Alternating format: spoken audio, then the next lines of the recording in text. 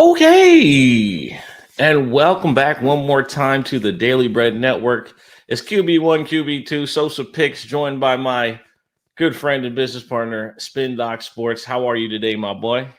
Oh man, I am doing fantastic. My team, who I know we'll talk about, is 2-0. Even though we're a walking infirmary, but we'll get to that later. But yeah, it's a beautiful day, and week three, man, week three, we got plenty of good matchups, plenty of money to make. So let's get at it.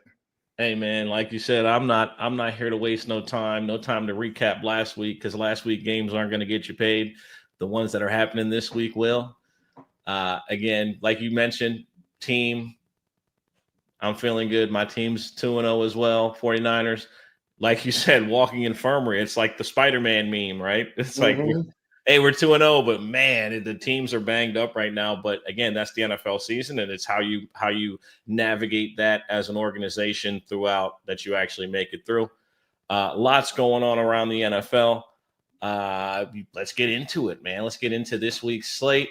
First game we're going to talk about is going to be the Raiders taking on the Washington Commanders. You got Washington laying 3.5 with an over-under of 44.5. We just saw both these teams lose in week two, both in prime time, one on Thursday, one on Monday night. The Raiders just looked absolutely atrocious. I mean, I'll be honest. The Chargers did a good job of holding the football to start the Yep. third quarter. They went on like an 8-minute drive, and that kind of stalled the game out, right? Like when you don't get a bunch of opportunities with the football, it's kind of difficult to manufacture points. And when you have Geno Smith with his head up his ass, it's a recipe for disaster.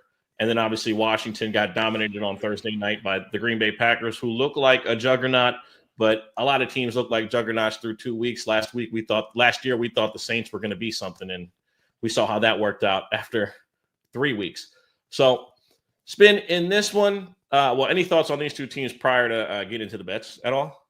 Yeah, speaking of injury issues, even though it hasn't been confirmed yet, there's a lot of rumblings right now. Obviously, Jaden Daniels sprained his knee in the loss to Green Bay. There's been a lot of talk that don't be surprised if he does sit this one.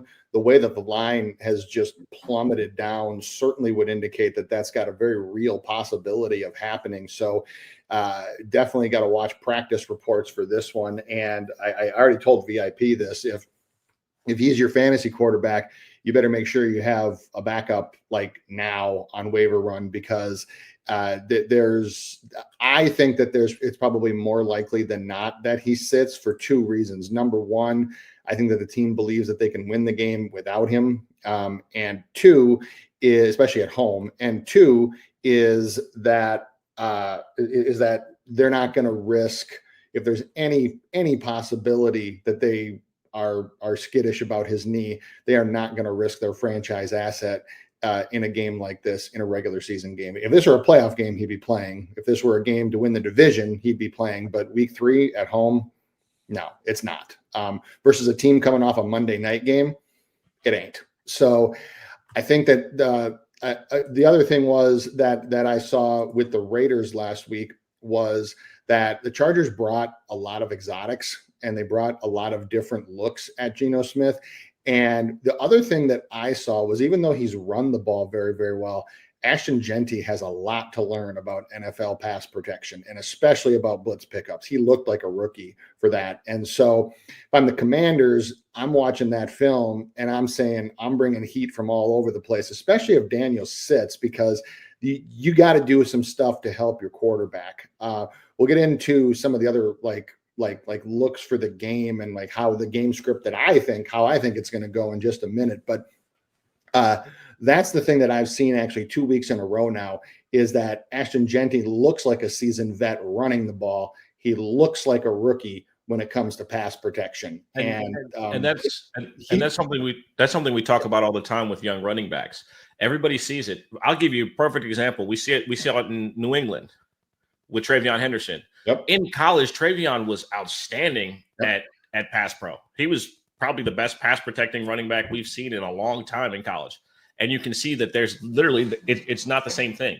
It's a different level of adjustment at the next level. And, when you're a young player, defensive coordinators know how to attack that. And also, in regards to what you said, as far as bringing pressure and showing it from different places, I think Flores has really set a blueprint of how these defenses do things, especially in the second half. Yep. Defenses in the NFL now are playing in base to start the game, and they're being stubborn. They're staying in that shell or whatever it is for the first half. And then in the second half, you saw it with your team. I mean, they might have gave the quarterback a completely different look at the line of scrimmage every single play of the second half. It's going to be really difficult for quarterbacks to decipher that. I know it's a little bit left, but you did mention it in regards to Minter's doing an amazing job with the Chargers of doing that, where it's bringing pressure and knowing where to bring it from and making the quarterback move where you would prefer him to go. Right. Nope. I agree. It's I think that for this one, for me, for this one, and I'm going off of assuming that Daniels does not play, is that I think that Marcus Mariota would start, and I would expect to see more passing in this game. Couple reasons why. With Austin Eckler getting hurt, you now have the three-headed committee for running back of Ja'Cory Crosky-Merritt, Jeremy McNichols, and Chris Rodriguez. Now, Chris Rodriguez is going to be the short yardage goal line back. So they say. He's like 250 and he's a mauler. Jeremy McNichols is on his 10th NFL team in his career, and he is really just more of some passing down stuff, but more of a kind of just journeyman fill in the hole utility type of guy. Now, you might expect Ja'Cory Crosky-Merritt to get an uptick in work, and he should be. But the other thing you have to think about is we just talked about all of this stuff with these rookies and in pass protection and being ready to have like 20 plus touches a game.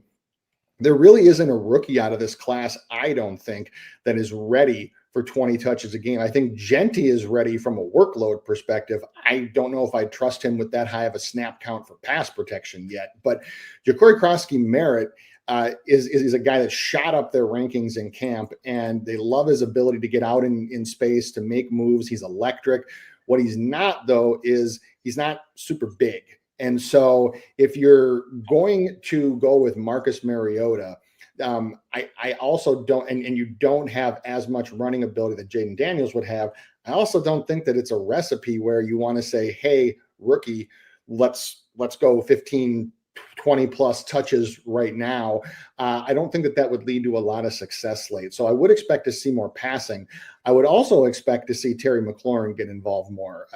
Marcus Mariota, I think as a backup quarterback, would look to the number one wide receiver as more of a security blanket. So I think that if Daniels sits, I think you can look at Mariota's props. I think you can look at McLaurin's reception props for sure, because I can see them running a lot more short passes over the middle. Could also even see Deebo Samuel getting some run in the backfield. So if Mariota starts and there is a carries prop for Deebo Samuel, it probably won't be very big. You might be able to run with that one as well. Yeah, I'm on the same boat with you. I do like Deebo. I also like Ertz. You say security blanket. Yeah. Jaden Daniels loves him to target him second half of games. Also, I do agree with you. I don't think they should play him because we've seen this story in Washington before in regards to a young quarterback who got injured and was playing and should have been playing. Don't ever want to see a repeat of that. I think that's a done deal. I think Mariota is your guy. On the other side, listen, you mentioned Genty for all the reasons as to why he's a great player, but it's a learning curve in regards to the nuance and the small details in an NFL game plan. It's not the same, especially when you come from a smaller conference school and it's not much of a playbook. Right. You're getting the ball on first, second, and third down, one way or the other. You're either going to run left, run it right, or we're going to pitch it to you. That was the offense last year for him. Got a little bit to learn. Secondly, Brock Bowers did not look himself on Monday night. I love the fact that he's a gamer, but this is a situation where your great players, if they're not able to give you everything or every aspect of the game that they bring, like, for example, him being that vertical threat, you don't want him out there. Just being honest. If the threat of him being vertical is what you want, good. Look at what the Chargers did. They kept him in a box. Now, Derwin James is different, obviously, in regards to him matching up with tight ends. It's a little bit different, but again, he did not look explosive, did not look himself. And I'm scared in regards to using him from a fantasy standpoint or even betting on him. Like, because the numbers are going to get are low, but they're low for a reason, because we saw him play. He did not look the same. Now, maybe he does look a little bit better, but on a short week, traveling west to east, I'm staying away from all things Brock Bowers this week. That's just my air of caution. Yeah, I can't argue with that. The other thing is I'll be interested to see how Washington orchestrates their coverage too, because through week 2, they have played one of the highest percentage of man coverage in the league. Actually, they are 5th, 58.2% so far man coverage compared to a 43% average for the NFL. They don't play a whole lot of zone, which is one of the things that the Chargers used, like you said, to keep Brock Bowers in a box. So be interested to see if they decide to just go straight man, which could lead for Brock Bowers to maybe get more receptions, if not a whole lot of yards from the going vertical part. But I'm interested to see if they change that up, because Washington's up there. Denver plays the highest percentage of man in the league, which you would expect with their secondary. But and they they bring dumb heat all the time. They just do. Yeah. It's just their game plan every game.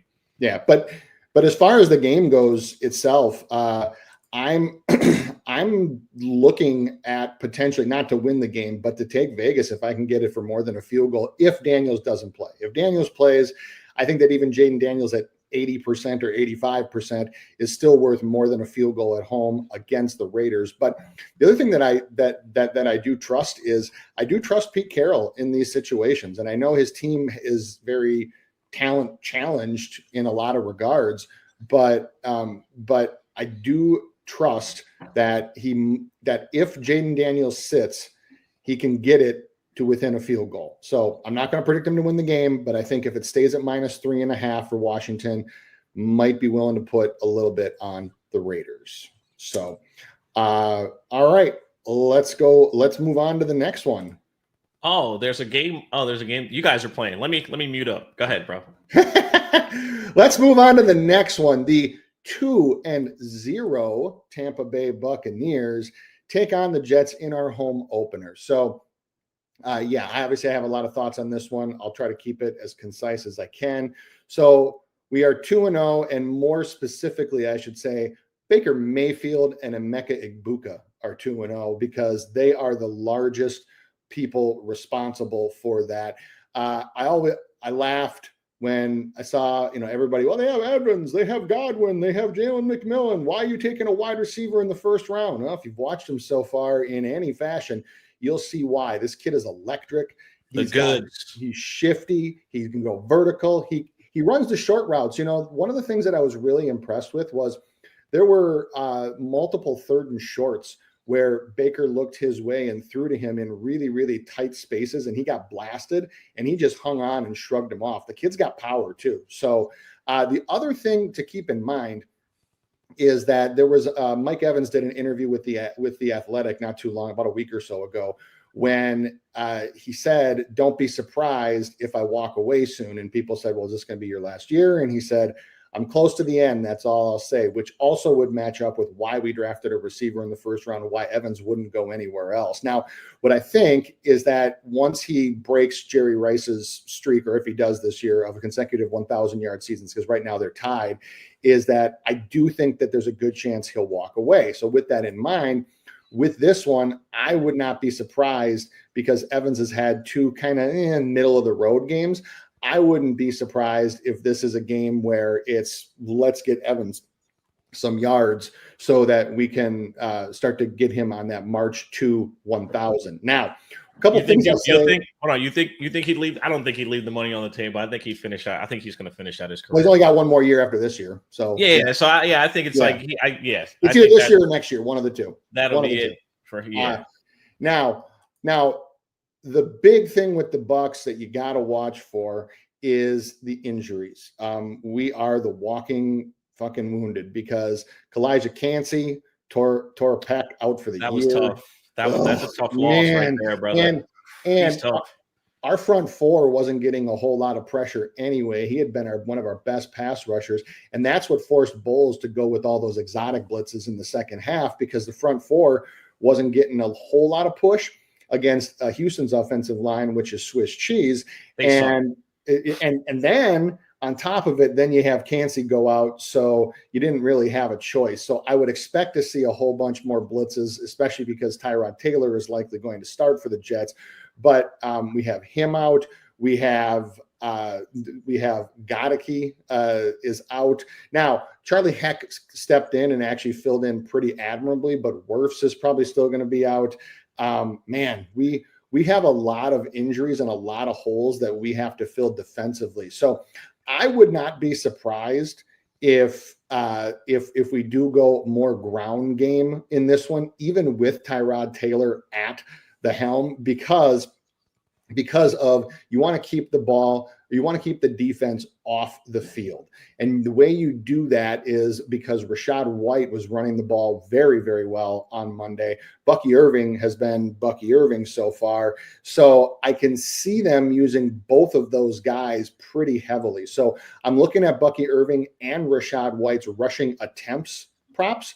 I'm also looking at Mike Evans' reception prop with a lot of short yardage stuff. So even though the Jets do have the worst pass defensive DVOA, there's still the other side of this thing where we have so many injuries on defense.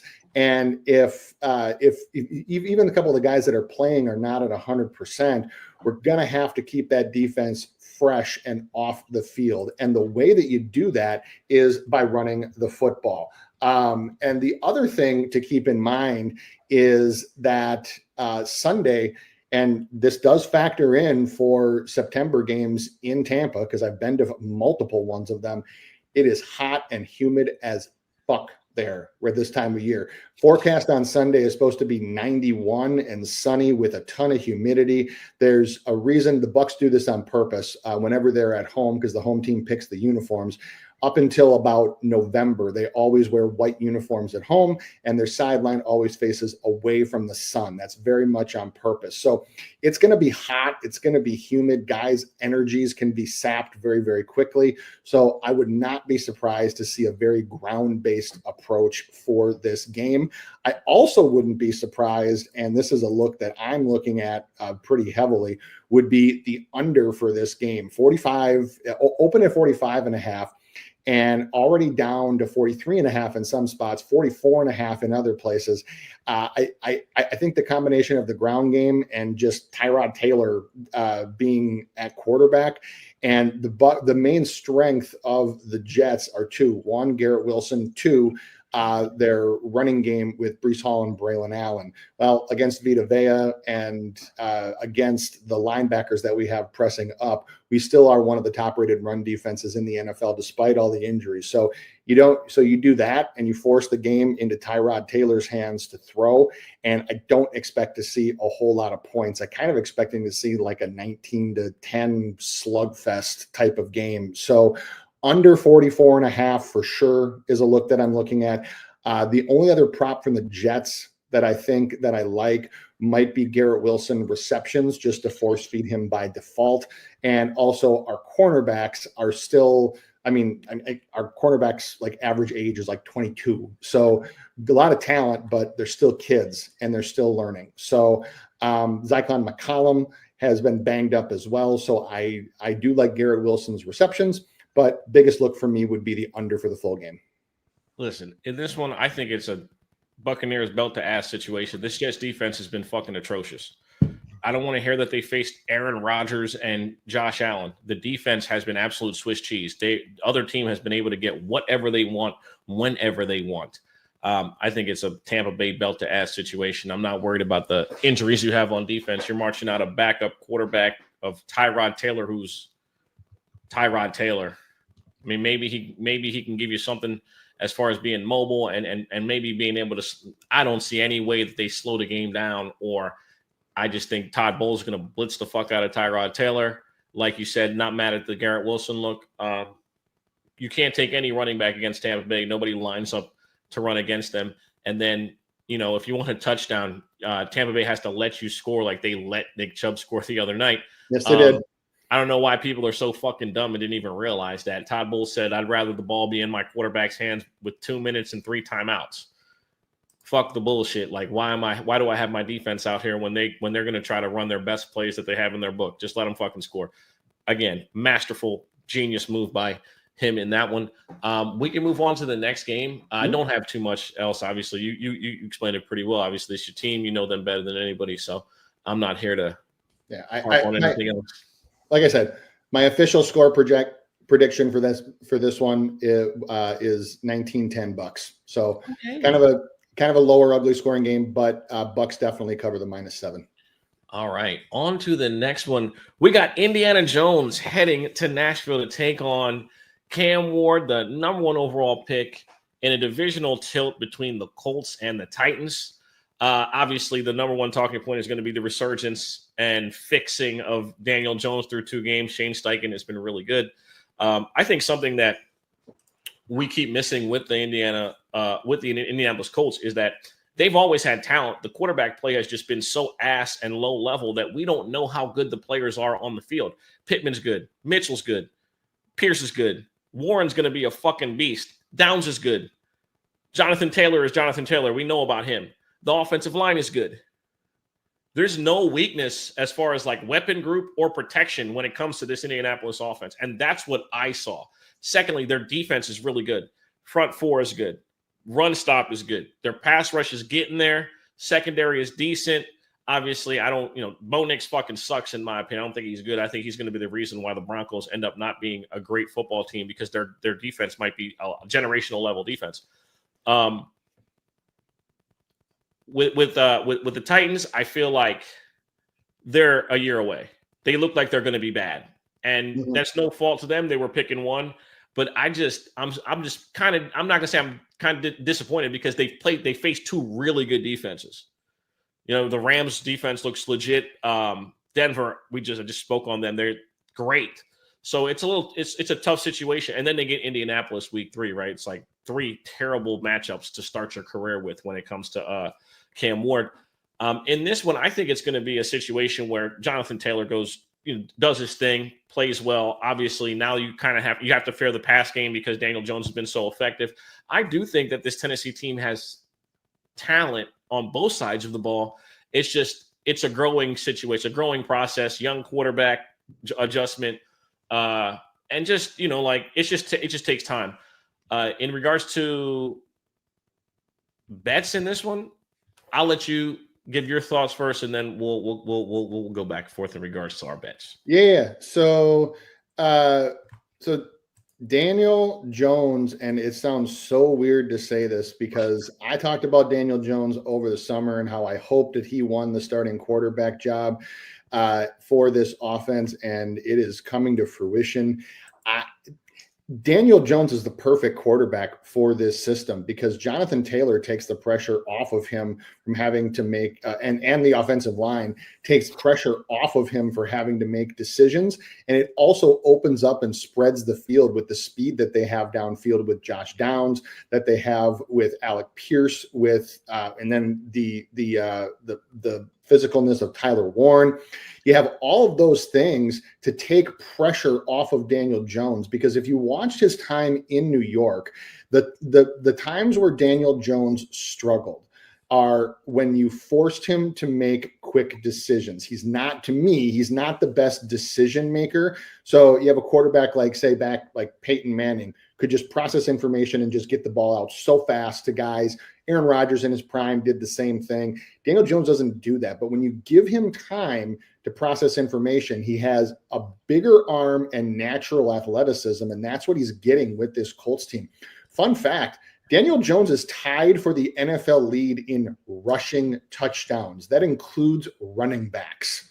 Daniel Jones is tied for the league lead in rushing scores. So I would expect his good run to continue because you have a Titans defense that, yes, limited sample size this year, but they're 31st in defensive run DVOA. So anything Jonathan Taylor would work here. Daniel Jones rushing props probably works too. I don't mind Daniel Jones for another ATD. They've already shown when they get down in the red zone inside the 5 that they're more than willing to give it to him and plunge forward. So any one of those for me works. Didn't Steichen invent the tush push? I think he did. Yeah, I think he did. Interesting. I think he did. Now on the Titans side, I will be interested to see how they game plan this for Cam Ward. Reason being, the Colts are blitzing 44.1% of the time so far this year to an NFL average of about 30.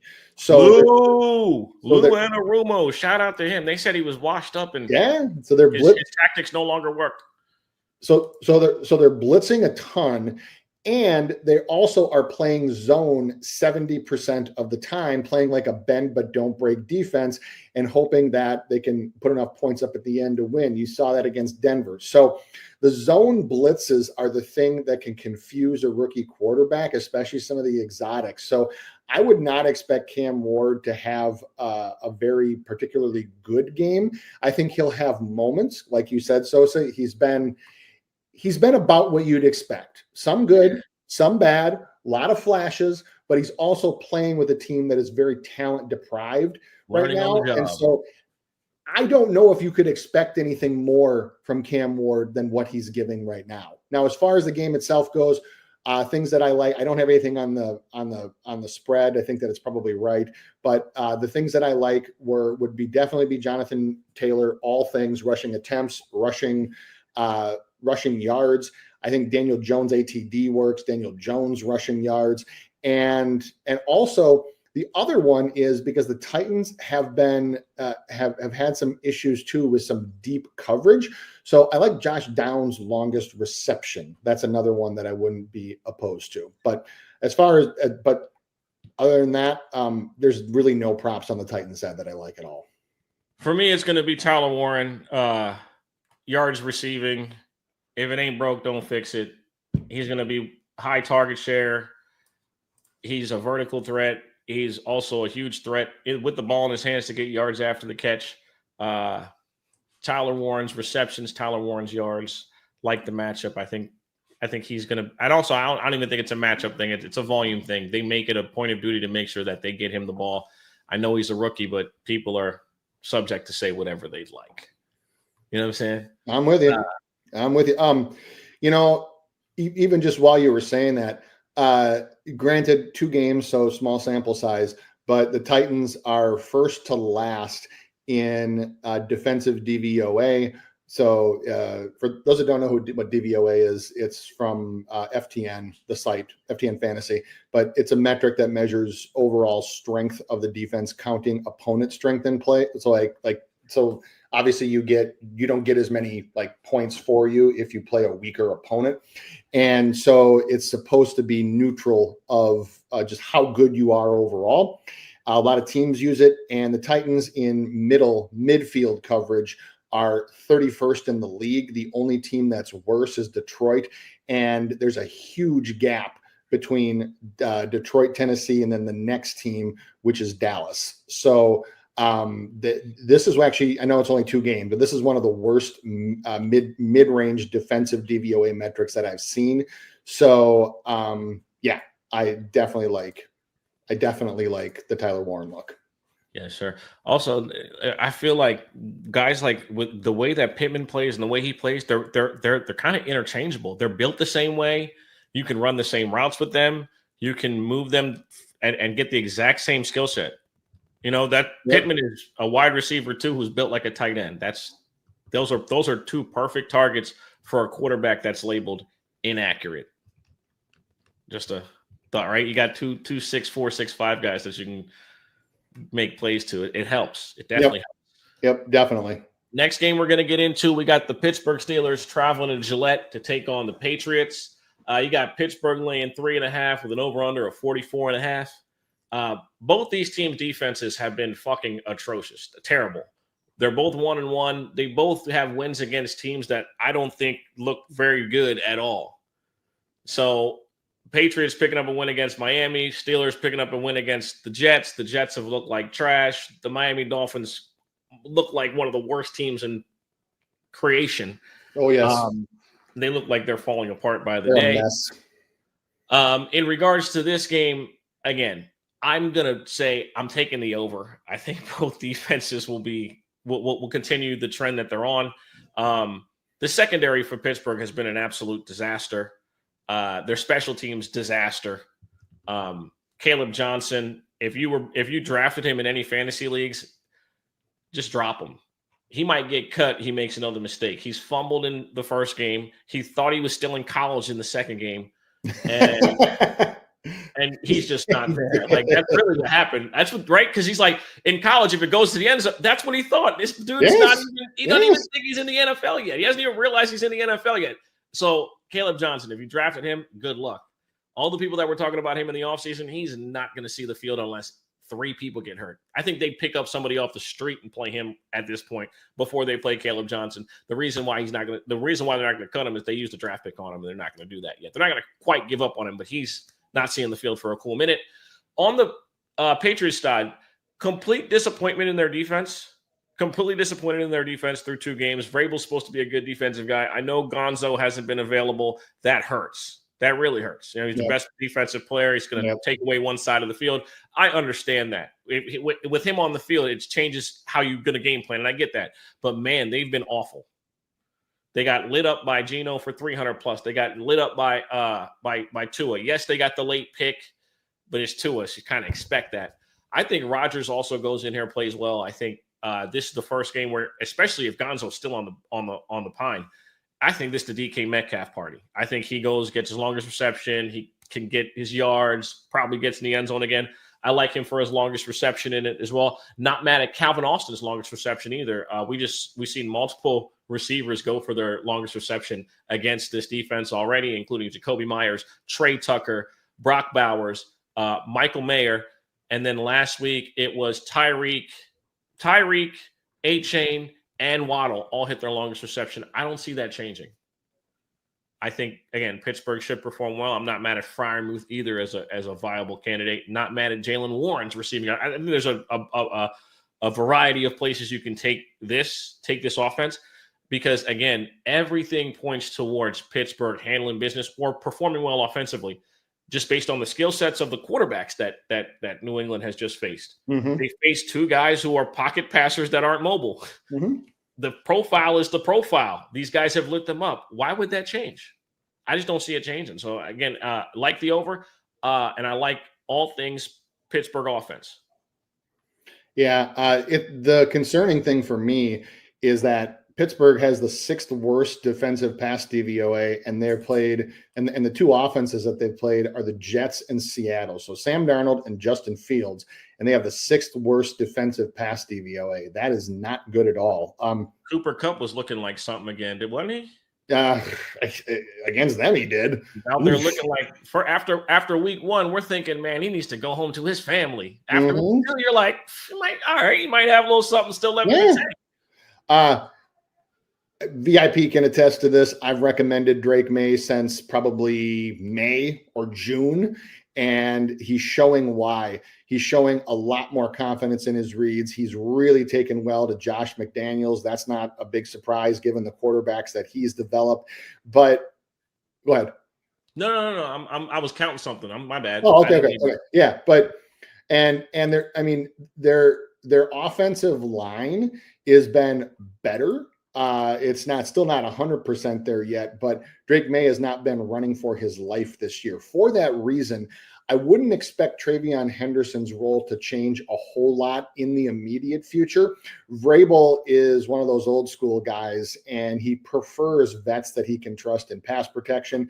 He prefers guys that he can just trust in general to stay healthy, take care of the football, all those old school things. And so Ramondre Stevenson has been, at least so far, been fitting that bill. Now, hold on, you really think so? Or did you just give the ball to Derrick Henry? Just kidding. Yeah, so far. Now the other thing with Pittsburgh, and another reason why I like the over as well, is that the Pittsburgh's offensive line ranks in the like low to mid 20s in adjusted line yards, which measures the strength of how well you run block and create holes. They also have mid-tier running backs, as we just talked about, which is forcing Aaron Rodgers to have to do more. And the Patriots have the 5th ranked defensive run DVOA. So now, to be fair, even though DVOA adjusts for strength of opponent, Devon Achane, who is not really he's a multi-talented guy. He's not really a run up the middle type of guy. And then Genty in his first NFL game. So, is 5th the right ranking for him? That's probably a little high for me, but definitely in the top 10 to 12. So you add that up, and what that means is that Pittsburgh is probably going to have to throw a lot. So I like Aaron Rodgers' pass attempts prop. I like that one a lot. I don't mind the completions prop. I think that I for sure see points in this one, just for the reasons that we already talked about, with some of the weaknesses in the defense and the fact that Pittsburgh has just been completely ineffective in running the ball consistently.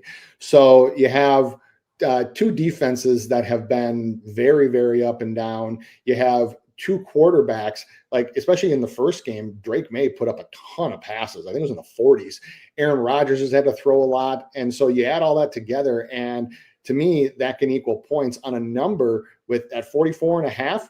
That's pretty reasonable. So over for sure. I actually don't mind the first half over. Don't mind. I like the full game over. And I do like both quarterbacks. Well, more Aaron Rodgers, pass attempts and pass completions, but attempts for sure, because of the strength of the Patriots defensive line and the overall just mediocrity of the Steelers running game. For sure. We're well on the same page. Next game, we're going to get into another divisional matchup. We talked about, what was the first one we went through? Tennessee versus the Colts. Yep. We got the Denver Broncos traveling to LA to take on Justin Herbert and the gang. Justin Herbert and the gang laying 6.5 with an over-under of 45.5. The line's probably moved by now, I would assume. Listen, quick thoughts in regards to these two teams. I think Bo Nix fucking sucks. So every single week, I'm going to make it a point of duty to say something fucked up in regards to him. I do not think he is good. I think he is in the way. He is in the fucking way. He is the person who will single-handedly hold his football team back, because they will spend a bunch of time throughout the season recovering from his mistakes, and then defense having to continuously make plays so that he can continue to fuck it up on the other side. Thank God the running game's coming around. RJ Harvey and J.K. Dobbins, I love it. Obviously, they didn't draft Harvey for no reason. He's going to get his time. For people who are sold on J.K. Dobbins, if you have him in fantasy, try to sell him for the highest price you possibly can right now. He always gets hurt. No disrespect, but that's just something that's happened throughout his career. Harvey is going to take over that backfield at some point. I think he will be the number one running back, and also you can see that based on how the carries are being divided. Harvey's going to be a part of the offense and a bigger rate at some point. On the other side, Ladd McConkey and Keenan Allen together on one side of the field is absolutely fucking unguardable. There's nothing you can do in regards to some of these route combinations that they're going to give you. You just have to hope that they drop the ball, or that your defensive back can run the route for them, or guess which way they're going based on leverage. But then again, you can't do that because they're both watching each other and what they're doing to work off of each other. It's actually amazing. And they create so much attention, it makes life easier for every other receiver on the team. Yep. Quentin Johnston is going to get one-on-ones because you have so much chaos being created by a Keenan Allen and a Ladd McConkey. Another thing about Keenan Allen is that Keenan Allen's not 5'10", so he can give you a red zone target as a receiver anywhere on the field.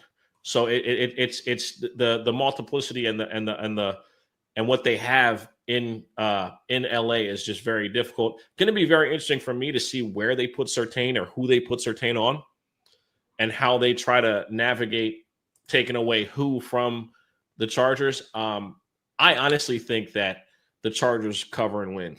I'm not high on Bo Nix. I don't think his defense will be able to continue to bail him out. I think against this defense, he'll make mistakes. His rushing floor still gives you help. I think he probably gets his rushing yards.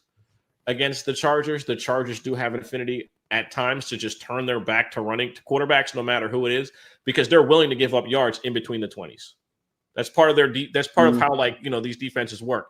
So I like Bo Nix's rushing yards, and I love Herbert's rushing yards as well. I think he should be able to get his rushing yards. Obviously, Denver's going to blitz a lot, but I think that they're going to have issues trying to blitz and cover all the weapons that Justin Herbert now has across the board. Your thoughts? Obviously, my last thing. We just saw Jonathan Taylor go crazy against this defense, and I think that's also, like, I'm hyped to say I want to bet on a lot of these Charger stuff, but I think that they should have some success on the ground. Yeah, and I think that kind of will make this a less than entertaining fantasy or like betting matchup. That's why I'm kind of like a little hesitant to go crazy betting on anything offensively for the Chargers personally.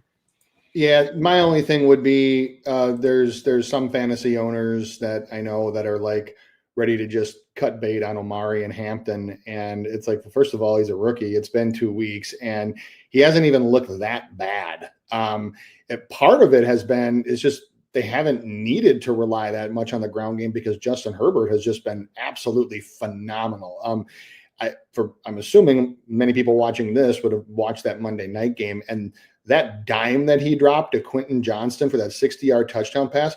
I don't know if I've seen a better thrown ball in the last 3 years. I mean, absolutely perfect between two defenders in stride. It was incredible. I sat back in my chair. So that's what he can do. Now, on the other side of this one, I'm not quite where you are with Bo Nix, but I do think that he's overhyped. I really think that he's overhyped because you saw in the first game that Peyton had him drop back, and he attempted 40 passes, and the stats showed it. I mean, 176, 1 touchdown, 2 picks.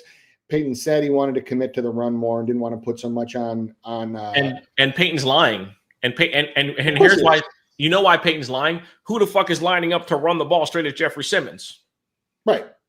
He's just lying. That's him just trying. Bo Nix sucks. Sorry. No. It's fine.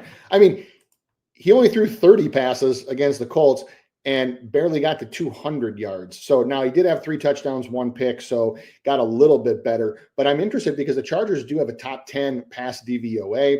They also do have some pretty good corners. So I'm interested to see how they're going to game plan and scheme for this one. The one that I'm liking for this particular game would be the Broncos team total under. I don't mind the full game under for a lot of the reasons you said about some of the ground game stuff, but I really, really like the Broncos team total under for this one. You also have a Chargers team that is top 10 in least running back yards allowed and least running back yards per carry allowed. So if you're going to have that and you're going to force, especially with Dobbins, if you're going to force Bo Nix to try to beat you, then there's probably a good opportunity for some turnovers there too. So Bo Nix interceptions is another one that I like. And then on the Chargers side, like I said, I don't know if I would take any props, or I don't know if I would like throw him into like DFS lineups as like a super sneaky one. But if you own Omari and Hampton and you're in a full season league, don't give up on him yet. He has looked better than what his numbers would indicate. His other he lost a fumble against the Raiders, and that's why he got put on the bench. And in Greg Roman, Jim Harbaugh, they're old school guys, and so you do that. And in a game that was still within reach, you're going to sit on the bench, but they still believe a ton in this kid. So please don't give up on Omari and Hampton. But for this game itself, Broncos team total under, the under kind of sort of maybe, and then Bo Nix to throw an interception. I wouldn't even mind putting a little lunch money on Bo Nix to throw 2 interceptions just because of the strength of the Chargers defense on the interior. Both quarterbacks rushing yards. Book it, and you'll cash it. All right, what's next?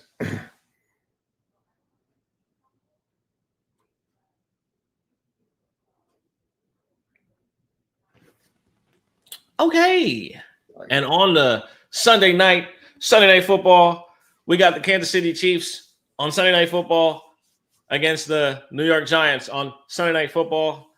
Both these teams 0-2. I know everybody had that on their bingo card to start the season. Quick takeaways from both teams to start the season. Obviously, Russell Wilson bouncing back against the Dallas Cowboys, who played soft zone the whole fucking game and basically let him throw the ball all over the park. He did what he always does without having a superstar running back in the backfield, which is fuck off the game at the end by throwing a pick in overtime. When it comes to the Kansas City Chiefs offense has been anemic to start the season. Travis Kelce running into Xavier Worthy hurt the offense more than we knew, apparently. Andy Reid unable to get the running game going. Leading rusher on the team right now was Patrick Mahomes through 2 weeks. On the other side of the spectrum, Travis Kelce's been fucking awful. He's been terrible. He looks slow. His hands are trash right now. He's dropping passes. The run game non-existent. Pacheco, if you're trying to get paid, this ain't how it gets done. Obviously, Andy Reid obviously not getting the job done. I don't know if Matt Nagy is calling the plays or who's calling the plays or who's going to get the blame for this particular episode of the Chiefs fumbling away some bullshit, fumbling and bumbling on some bullshit to start the season. I just don't know. I don't know if this is the end of the road like the Boyz II Men song. I don't know.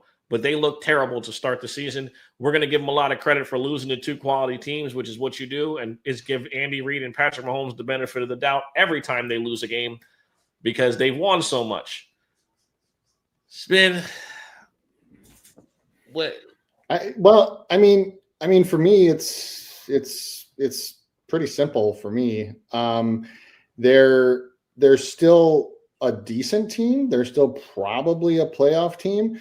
But dynasties don't last forever. And you got guys that you got to let go for cap reasons. You got guys that get older. You just talked about Kelce. You got guys and rebuilding a dynasty like that just does not happen in today's NFL. So now with Patrick Mahomes at the helm, because I give Patrick Mahomes a lot of credit because, man, you don't think about it as much because he's been like gotten all the accolades and all the hype and all the glitz and whatever.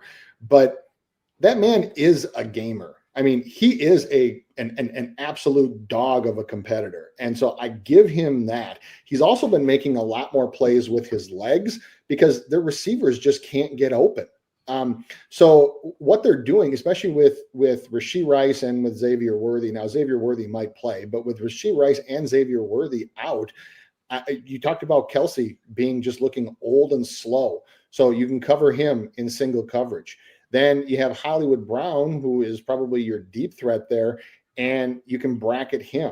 Now, I think Thornton's the deep threat now. Hollywood's like your underneath intermediate now. He don't really the way they use him is crazy. I don't. None of those guys strike fear in the hearts of anybody. The other thing that you have is that you have Pacheco has been average, and so you add all that up, and you play two good teams. The fact that they're 0-2 really isn't that big of a surprise. Now on to this game. I mean, I think I can't see any way the Chiefs lose this game. However, what I'm looking for is, are they going to win convincingly? And I don't think that they're going to. I think that the 5.5 in a nationally televised game for where the Chiefs are right now is probably a bridge too far for me. I might just completely stay off of this spread.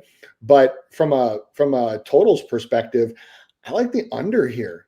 Even though I know Russell Wilson is just coming off where he threw for like 500 bazillion yards and Wan'Dale Robinson had like the best game he's probably had since high school and blah, blah, blah, blah, blah.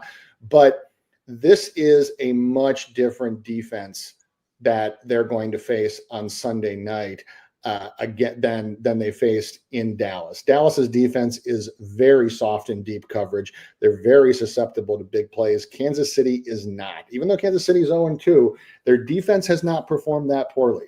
Overall, and their overall defensive metrics If you look in some of the advanced analytics, do not look that poor either. It's their offense that's been killing them. So I look at this is an under spot for me in a nationally televised game.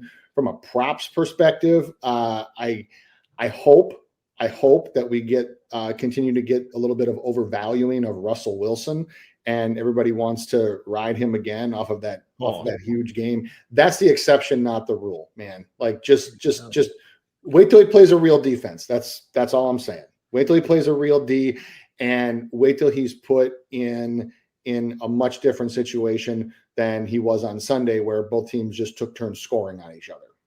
So Russell Wilson pass yards under for me. Patrick Mahomes, I don't think that I can take a pass yards over for him at this point in the game, just because, and it has less to do with him as it has to do with the fact that there's just not a lot of talent, speed, explosiveness in this receiving core right now. Xavier Worthy, if he comes back and plays, will help, but again, without Rashee Rice and with Travis Kelce looking like he's got lead in his shoes, I can't do anything but take unders here. So I don't think this game is going to be as exciting as some people might think. I also don't think it's going to be a belt to ass situation from the Chiefs. I think that a lot of people are going to get seduced by, oh, well, they're 0-2 and they're desperate and whatever. Well, Giants are 0-2 as well. So I don't understand why one 0-2 team would be desperate and play their asses off for a win, and then the other wouldn't. So I don't mind the Giants to cover at all. I don't think they win, but I don't mind them to cover. Okay. We got a nice game on Monday night. We got the Lions traveling to Baltimore to take on the Ravens. Lions and Ravens both able to bounce back after losing week 1. The Lions, probably the most impressive win of the week, putting 50 on their old offensive coordinator. It's always fun when an offensive coordinator, like an old coach, goes back to the city. It kind of just sounds like all the players have fucking hated him forever and start saying shit that they always wanted to say about you. Right. Once you hate that, right. It's like, as soon as you leave, it's like, oh, you're the worst and this and that. But now we didn't need him. Never needed him. He was this. He wasn't the reason for our success. Yeah. Oh man, it's sickening. It's sickening. It's just so trash. On the other side, Baltimore obviously belt to ass against Cleveland last week. Obviously, they figured out a way to lose against Buffalo. They really should be 2-0, but they just did some extremely stupid bullshit. Lamar Jackson, 24-4 against the NFC for his career. I don't see that changing. I'm sorry, but listen, I think the Lions come in here on a high off a huge win in the division where they put up 50 points, and they're going to get smacked right back to reality really quick this week. I think Baltimore beats them going away. They're going to be able to run the ball. There's no way to stop Lamar Jackson or Josh Allen anymore. You just got to pray that they turn the ball over. There is no game plan to stop them. I'm just going to make that clear. As much as you want to say whatever you want about these listen, bro, not you, but just generally speaking, I know. There is no way to defend these two guys. There is no way. You have to hope that they turn the ball over. That's the only way. Them or their teammates turn the ball over. Yep. That's the only way to stop Lamar Jackson or Josh Allen at this point. Because that was Josh Allen's problem. He used to give the ball to the other team. He don't do that anymore. So now you're wishing on a prayer and praying, listen, we just need this guy to not fuck up. On 3rd and short, they're getting every single one, which, again, is puzzling as to why they wouldn't put the ball in Lamar Jackson's hands on 4th down against Josh Allen. Evades the thought process, evades my realm of thinking. Baltimore's looked really good. They have, outside of the 4th quarter against Buffalo. And now you got the Lions, who their offense came around last week. But again, this ain't I think that we're going to talk about a lot of how Josh Allen did this and that to Baltimore's defense. Well, there's a difference here for me, and that's Jared Goff cannot move the way that Josh Allen can. So the game plan is going to be a little bit different. It ain't going to be, we got to worry about him stretching the defense horizontally. It's going to be lock down on Amon-Ra St. Brown and keep it all in front of you. Don't let J-Mo blow past you for 50 or 60. And I think that in this one, I like Baltimore to win, Baltimore to cover. I like Baltimore's team total on offense. I think they'll be able to score 26, 27 plus points. I also love Lamar. I love Lamar Jackson's rushing yards, and I like Lamar to score a touchdown running the ball as well against Detroit. And that's another thing with Detroit. Detroit's just completely struggled against these high-level dual-threat quarterbacks. They just do. You can run the ball. You can run the ball as a quarterback willingly, at will, against the Detroit defense. This is just part of their makeup. So I think those are the looks I would focus on. Personally, obviously, I'm the biggest Lamar Jackson fan on earth, which is why I led with this one.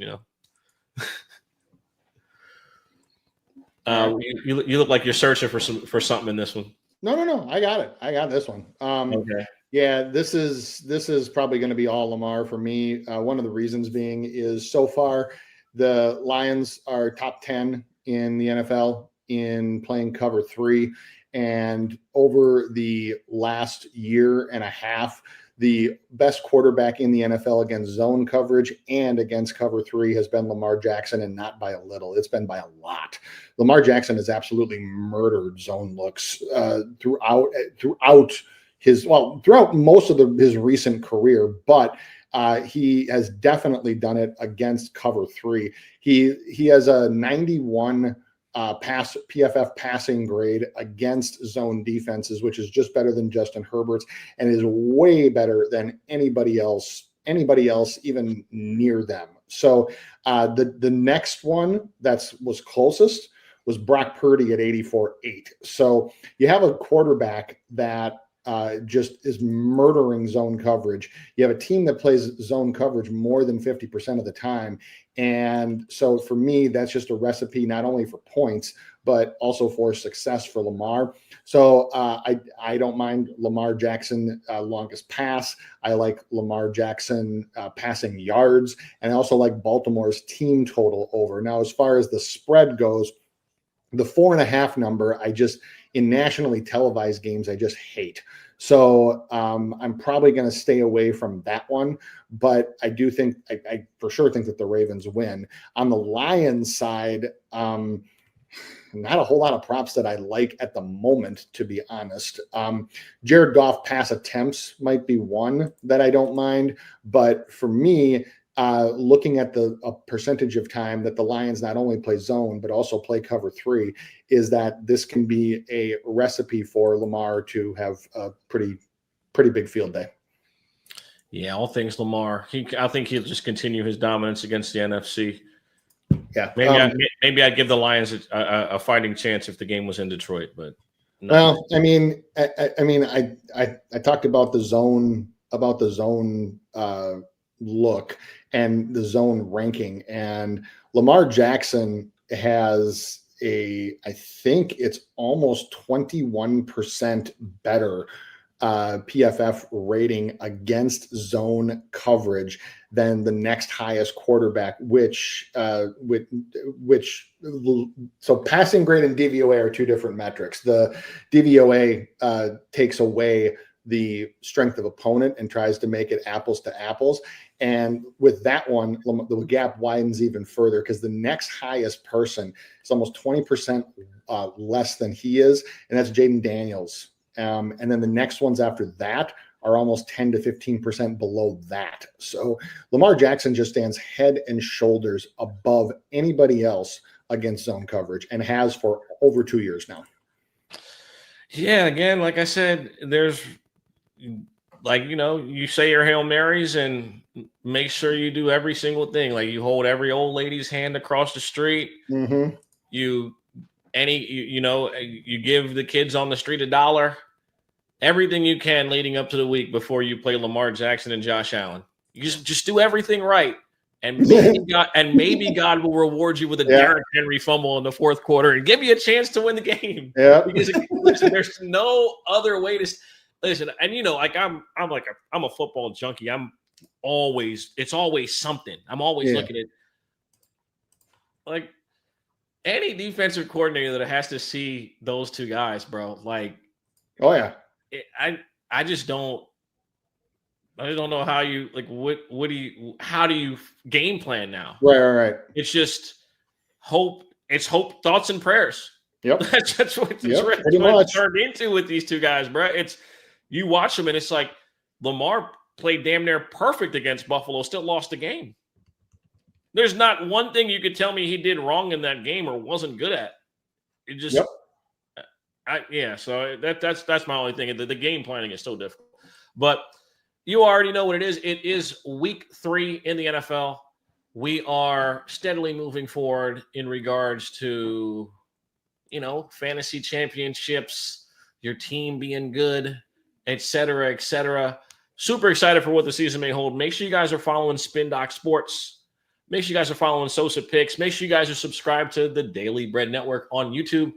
Also, like, subscribe, all that. I think I should start doing that a little bit more throughout the video. I got to get better at that. Yeah, that's all right. But again, make sure you're locked in. Win the Day VIP. That's where the money is. Tap in with us. Follow Spin. Check out the links in our bios. Spin, anything before we get the fuck up out of here? Nope. Let's have a great week. Okay. Peace.